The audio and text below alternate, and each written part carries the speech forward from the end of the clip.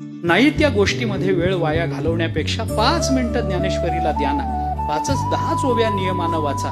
तुम्हाला समजो न समजो, आम्हाला तरी कुठं समजतायत म्हणून आम्ही प्रवचन कीर्तन करत असलो तरी समजत नाहीच, पण श्रद्धेनं वाचायचं असतं, शरण जायचं असतं, कुशीत शिरायचं असतं.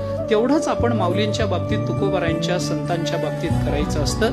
तेवढं आपण नियमानं करा, अशी सर्वांना नम्रतापूर्वक प्रार्थना आहे. चरणावर मस्तक ठेवून प्रार्थना आहे. सकाळी नाही जमलं दुपारी वाचा, दुपारी नाही जमलं संध्याकाळी वाचा, कामावरून घरी आल्यावर वाचा, रात्री झोपताना वाचा, अंथरुणावर पडून वाचा, पाय वर करून वाचा, हात वर करून वाचा. तुमच्या पाया पडतो मी, ज्ञानेश्वरी वाचा, महाराज गाथा वाचा.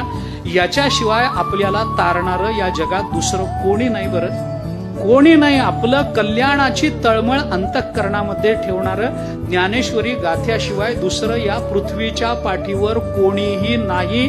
लिहून घ्या माझ्याकडून.